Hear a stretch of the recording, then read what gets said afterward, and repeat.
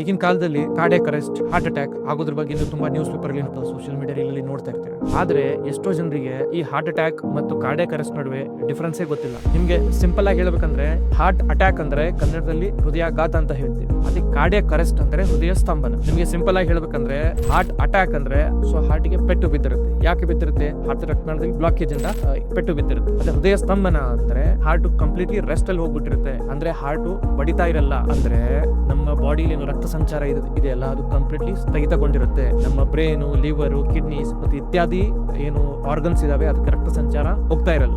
ಈ heart attack ಅನ್ನೋದು ಏನೋ ಕ್ರಮೇಣವಾಗಿ ಸ್ಲೋ ಆಗಿ ಸ್ಟಾರ್ಟ್ ಆಗಿ ಇರುತ್ತೆ. ಬಟ್ ಅದೇ ಕಾರ್ಡಿಯಾಕ್ ಅರೆಸ್ಟ್ ಅನ್ನೋದು ಸಡನ್ ಆಗಿ ಮನುಷ್ಯರು ಚೆನ್ನಾಗಿ ಮಾತಾಡ್ತಾ ಇರ್ತಾರೆ, ಇಲ್ಲ ಓಡಾಡ್ತಿರ್ತಾರೆ, ಸಡನ್ ಆಗಿ ಕುಸಿದು ಬಿಟ್ಟು ಬಿದ್ದೋಗ್ತಾರೆ. ಮುಖ್ಯವಾಗಿ ಏನು ಡಿಫರೆನ್ಸ್ ಅಂದ್ರೆ ಹೃದಯಾಘಾತದಲ್ಲಿ ಮನುಷ್ಯ ಕಾನ್ಶಿಯಸ್ ಆಗಿರ್ತಾರೆ, ಆಮೇಲೆ ಅವ್ರಿಗೆ ಉಸಿರಾಡ್ತಾ ಇರ್ತಾರೆ, ಮಾತಾಡ್ತಾ ಇರ್ತಾರೆ. ಅದೇ ಕಾರ್ಡಿಯಾಕ್ ಅರೆಸ್ಟ್ ಅಲ್ಲಿ ಸ್ಮೃತಿ ಇರಲ್ಲ, ಉಸಿರಾಡ್ತಾ ಇರಲ್ಲ, ಮುಖ್ಯವಾಗಿ ನಮ್ಮ ಹೃದಯ ಬಡಿತ ಅಥವಾ ನಾಡಿ ಬಡಿತಾ ಇರಲ್ಲ. ನನ್ನ ಮುಂದಿನ ವಿಡಿಯೋದಲ್ಲಿ ಈ ಹಾರ್ಟ್ ಅಟ್ಯಾಕ್ ಮತ್ತು ಕಾರ್ಡಿಯಾಕ್ ಅರೆಸ್ಟ್ ಇದರ ಟ್ರೀಟ್ಮೆಂಟ್ ಏನು, ಹೇಗೆ ಟ್ರೀಟ್ ಮಾಡಬೇಕು, ಎಷ್ಟು ಬೇಗ ಟ್ರೀಟ್ಮೆಂಟ್ ಮಾಡಬೇಕು ಅನ್ನೋದನ್ನ ತಿಳಿಸ್ಕೊಡ್ತೀನಿ. ಈ ಇನ್ಫಾರ್ಮೇಶನ್ ನಿಮ್ಮ ಸ್ನೇಹಿತರಲ್ಲಿ ಮತ್ತು ಸಂಬಂಧಿಕರಲ್ಲಿ ದಯಮಾಡಿ ಶೇರ್ ಮಾಡಿ.